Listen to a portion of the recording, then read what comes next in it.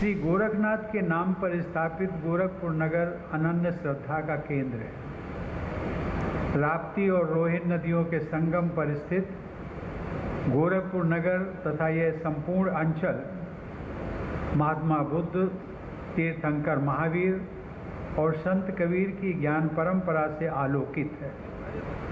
यह धरती गुरु गोरखनाथ से लेकर महंत दिग्विजयनाथ तथा महंत अवैधनाथ की पावन तपस्थली रही है और बाबा राघव दास, श्री हनुमान प्रसाद पोद्दार, क्रांतिकारी राम प्रसाद बिस्मिल, साहित्यकार प्रेमचंद, रघुपति सहाय फिराक गोरखपुरी एवं विद्यानिवास मिश्र की स्मृतियों से सुरभित है अर्थात सुगंधित है। ऐसी मान्यता है कि महायोगी श्री गोरखनाथ स्वयं भगवान शिव के अवतार थे।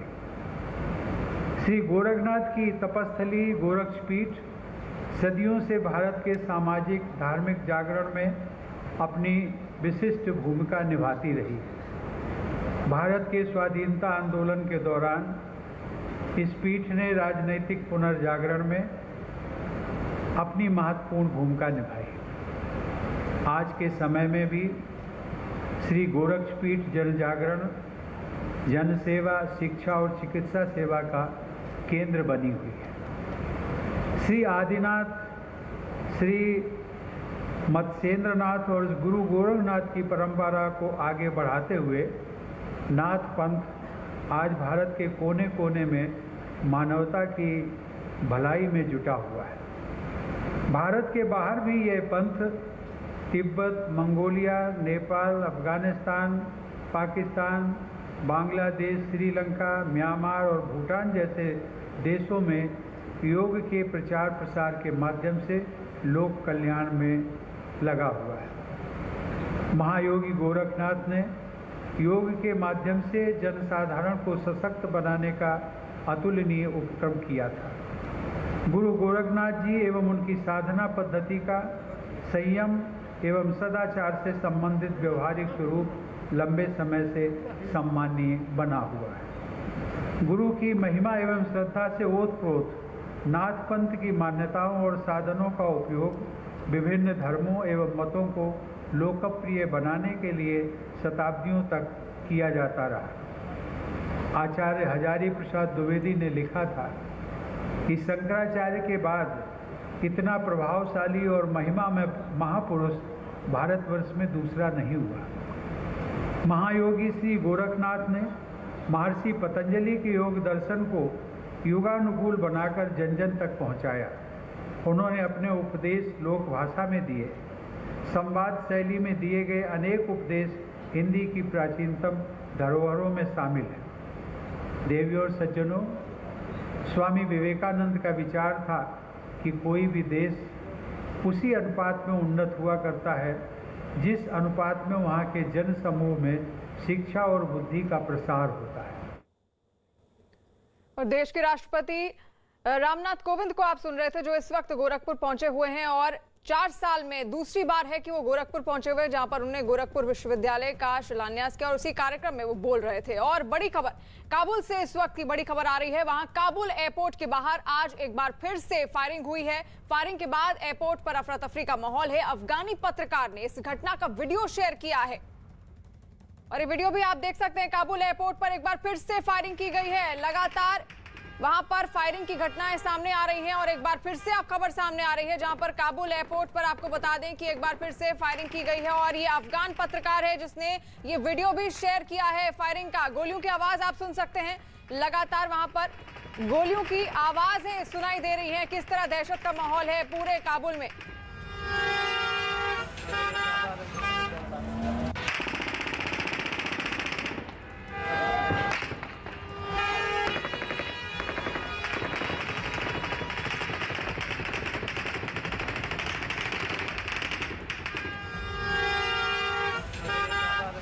और तस्वीरें देखिए, काबुल एयरपोर्ट पर फायरिंग की तस्वीरें हैं। आपको बता दें कि काबुल में एयरपोर्ट के बाहर लगातार लोगों का जमावड़ा वहां पर देखने को मिल रहा है। वो एयरपोर्ट के भीतर जाने की कोशिश कर रहे हैं, लेकिन इस बीच वहां पर दहशत का माहौल फैलाने की भी कोशिश की जा रही है और काबुल एयरपोर्ट पर फायरिंग की इससे पहले भी कई घटनाएं हुई हैं ताकि जो लोग हैं वहां पर उनको तितर बितर किया जाए। और ऐसे में ये देखिए यहाँ पर ये जो वीडियो है ये एक अफगानी पत्रकार है जिसने वीडियो शेयर किया है इस पूरी घटना का और गोलियों की आवाज आप तक पहुंच पा रही होगी, गोलियों की आवाज आप सुन सक रहे होंगे। यानी कि वहां पर किस तरह अफगानिस्तान में दहशत का माहौल है तालिबान के आने के बाद से, उसका मंजर क्या है वो आप इस बात से अंदाजा लगा सकते हैं इस वीडियो के जरिए। किस तरह वहां पर लोग इधर उधर भागते हुए नजर आ रहे हैं क्योंकि सबको तालिबान के खूनी पंजे से खुद को बचाना है। और ऐसे में काबुल एयरपोर्ट ही एक ऐसा सुरक्षित स्थान वो लोग समझ रहे हैं जहां पर अमेरिकी सेना का इस वक्त कब्जा है और वो चाहते हैं कि वो वहीं पर टिके ताकि तालिबान के राज से वो बच सके।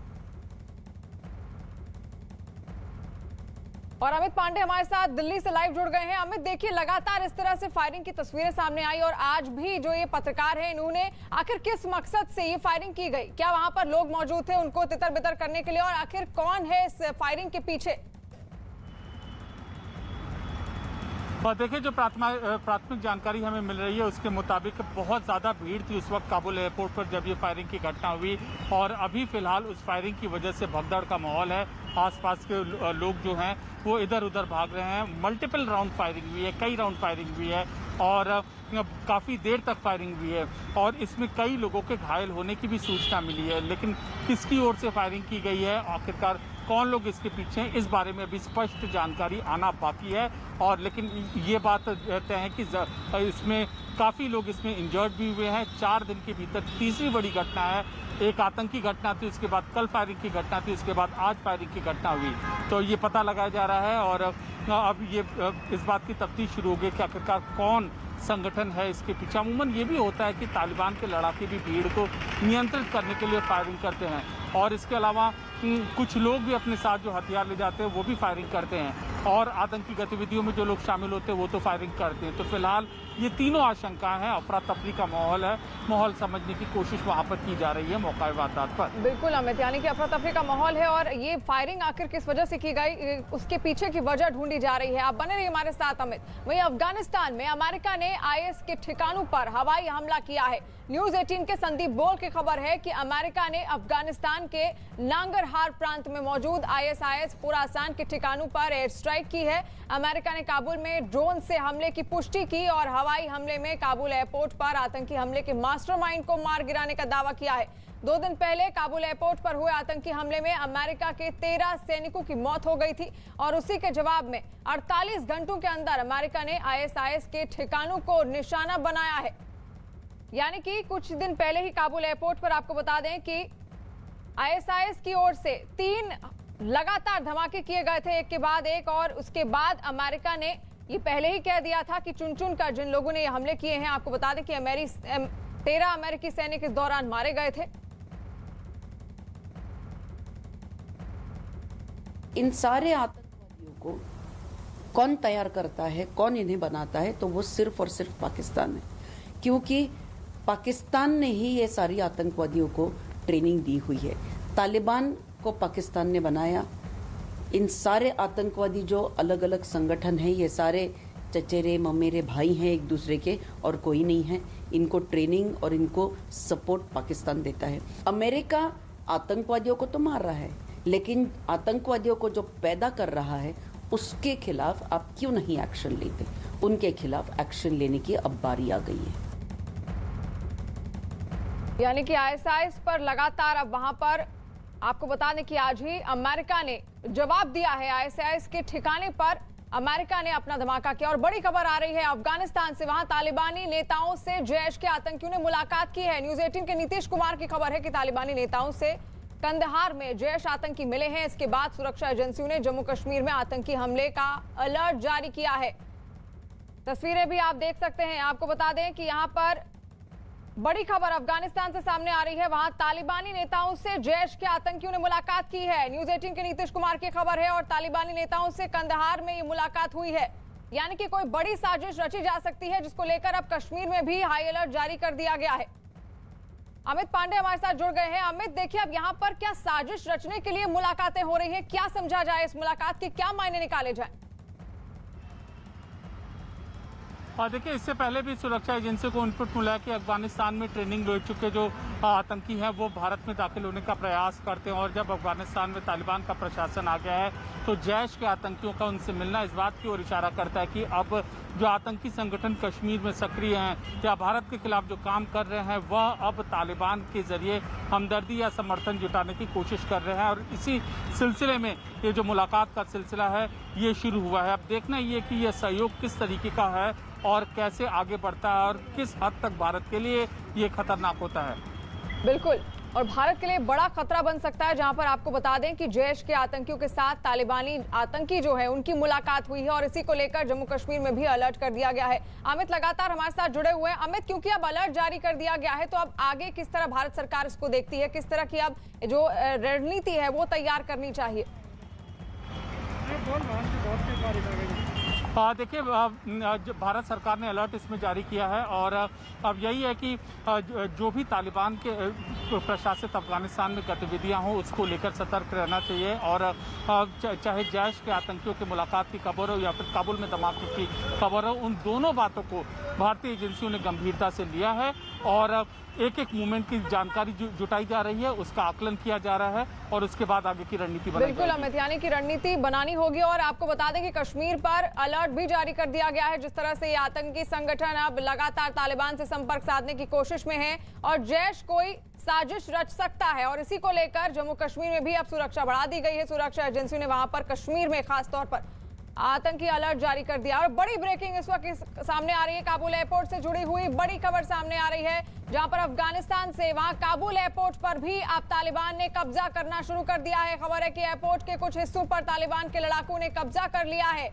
बड़ी खबर काबुल एयरपोर्ट से सामने आ रही है, आपको बता दें, जहां पर अब आतंकी तालिबान ने वहां पर अब कब्जा करना शुरू कर दिया है काबुल एयरपोर्ट पर। इससे पहले आपको बता दें कि अमेरिकी सेना लगातार वहां पर तैनात थी और कोशिश की जा रही थी कि वहां पर जितने भी लोग हैं उनको विमानों के जरिए अफगानिस्तान से बाहर निकाला जाए। लेकिन अब कई हिस्से ऐसे हैं काबुल एयरपोर्ट के जहां पर अब तालिबान ने अपना कब्जा करना शुरू कर दिया है। खबर है कि एयरपोर्ट के कुछ हिस्सों पर अब तालिबान के लड़ाकों ने कब्जा कर लिया है। लगातार उनकी मौजूदगी वहां पर दर्ज की जा रही है, यानी कि और 31 अगस्त से पहले उन्होंने समय भी दिया था अमेरिका को कि वो अपनी पूरी सेना को वहां से हटाए, और यही वजह है कि अब धीरे धीरे वहां पर तालिबान अपना कब्जा जमाना चाहता है। तालिबानी लड़ाके वहां पर मौजूद हैं, देखे गए हैं काबुल एयरपोर्ट के पास। कई ऐसे हिस्से बताए जा रहे हैं काबुल एयरपोर्ट के जहां पर अब इस वक्त तालिबान अपना कब्जा जमाने की कोशिश में लगा हुआ है। आपको बता दें कि काबुल एयरपोर्ट की तस्वीरें भी इससे पहले हमने आपको बार बार दिखाई थी, वहां पर किस तरह का माहौल बना हुआ है। लगातार लोग वहां पर डटे हुए हैं और अब भी दूर दूर से अफगानिस्तान के कई इलाकों से लोग वहां पर पहुंच रहे हैं इस उम्मीद में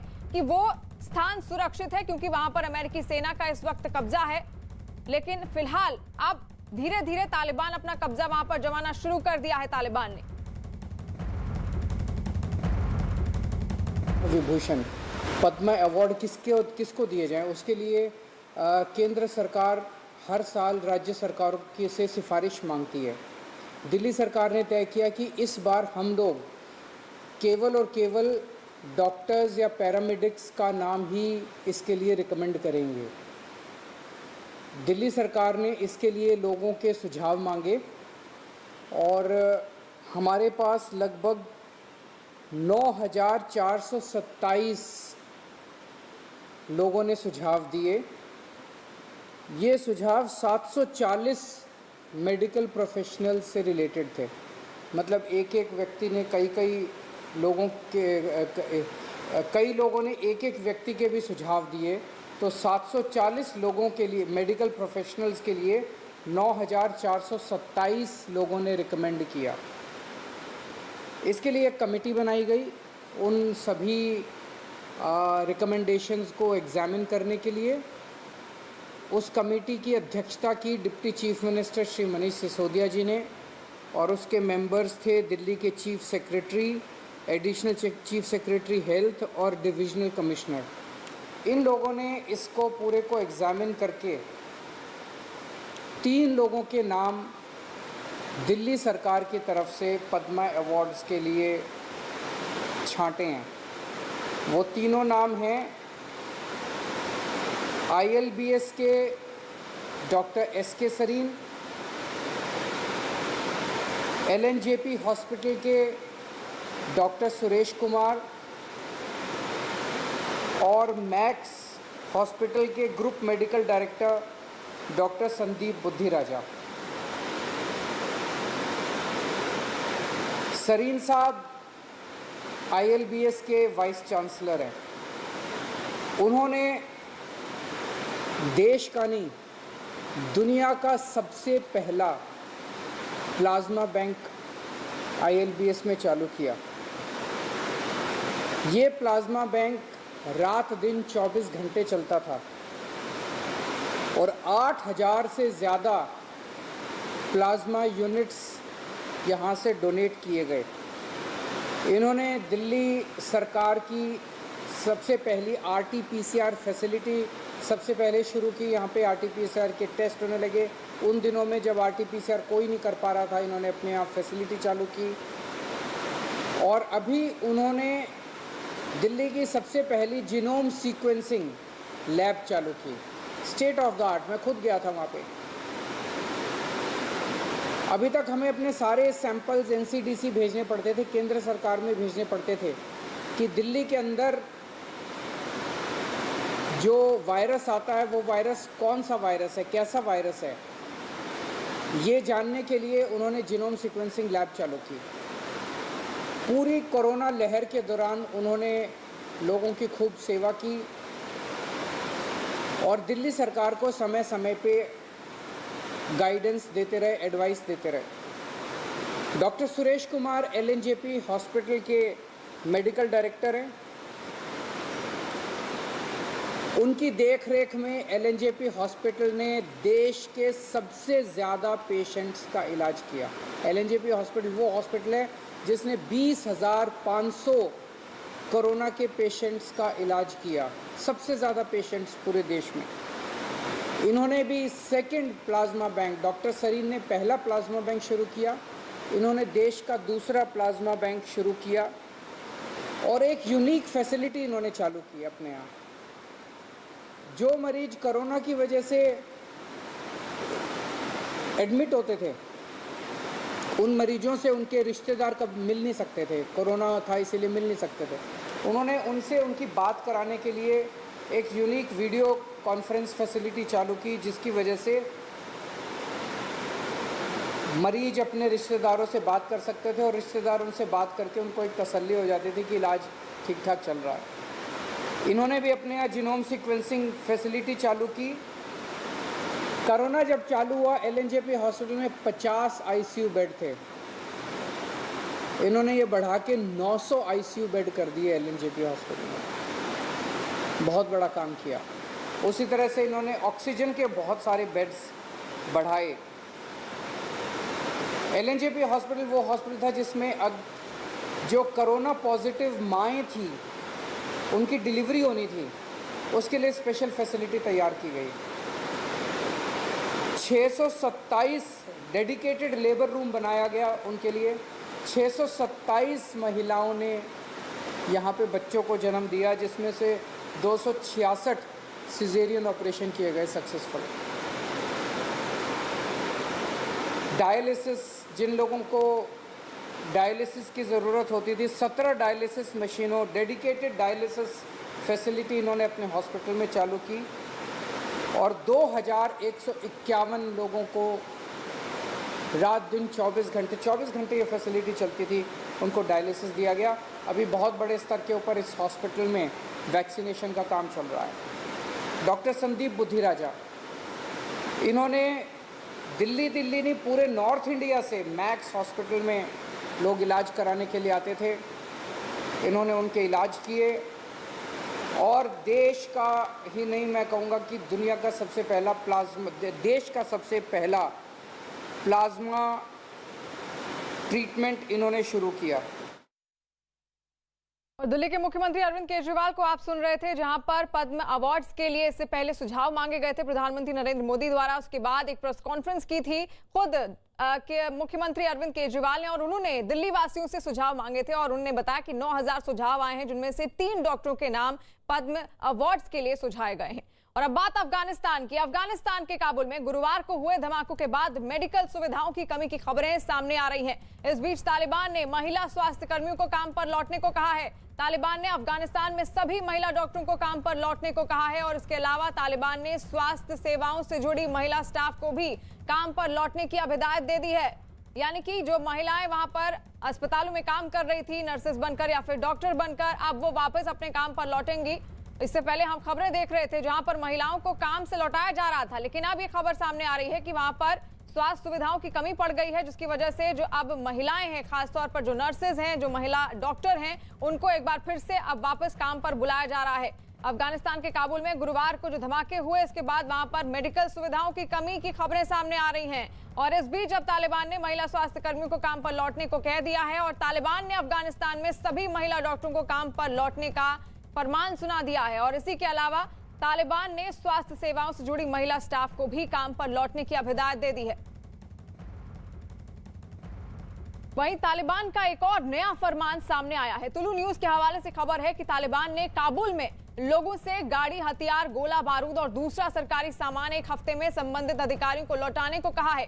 तालिबान के प्रवक्ता जबीहुल्लाह मुजाहिद ने कहा है कि अगर संबंधित अधिकारियों को सामान वापस नहीं किया गया तो उल्लंघन करने वालों से कानूनी तौर पर निपटा जाएगा।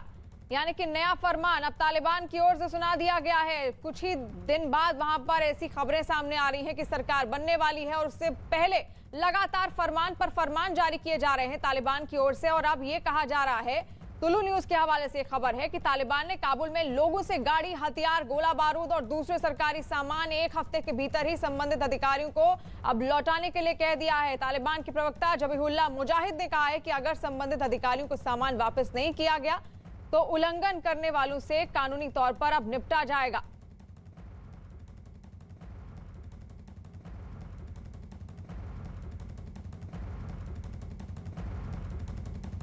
और अब बात आसमान से बरसी आफत की। आसमान से बरसी आफत ने लोगों की किस तरह से मुसीबतें बढ़ा दी हैं, इसकी 5 तस्वीरें हम आपको दिखाते हैं। यूपी के महाराजगंज में भारी बारिश की वजह से एक पुल टूट गया, जिसका सीधा असर वहां लोगों की आवाजाही पर पड़ा।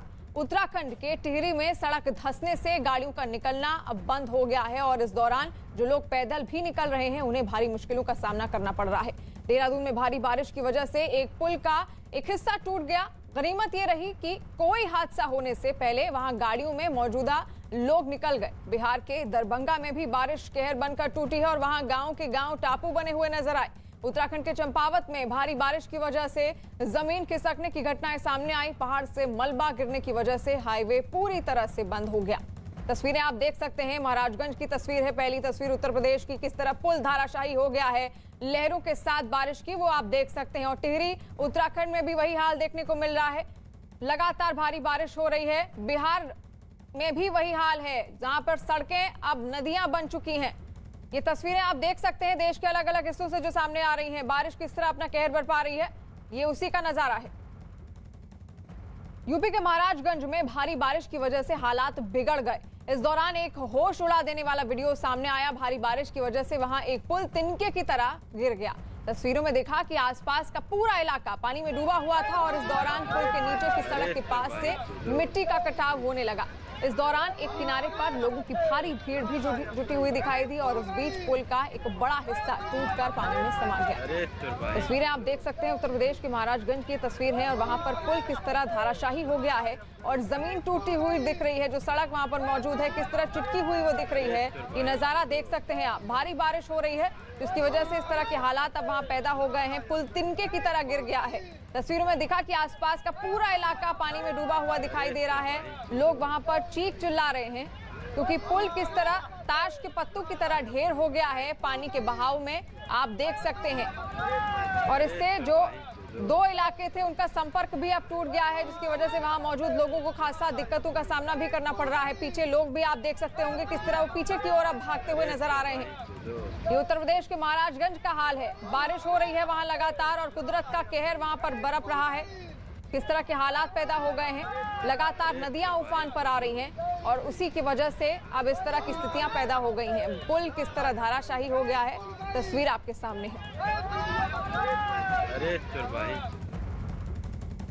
अब आपको उत्तराखंड के टिहरी की तस्वीरें दिखाते हैं, जहां भारी बारिश की वजह से सड़क का एक हिस्सा पूरी तरह से टूट गया।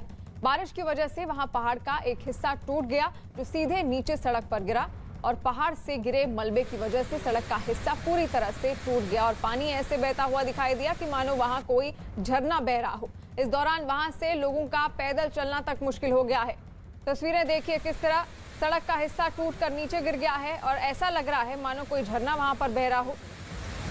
ये उत्तराखंड के टिहरी की तस्वीरें हैं जो हम आप तक पहुंचा रहे हैं, जहां पर भारी बारिश की वजह से सड़क का एक हिस्सा पूरी तरह से टूटकर नीचे गिर गया है और बारिश की वजह से वहां पर पहाड़ का एक हिस्सा भी टूटा हुआ नीचे गिरा हुआ है और इस मलबे की वजह से सड़क पूरी तरह से टूट गई है और पानी ऐसे बह रहा है मानो वहां पर कोई झरना बह रहा हो।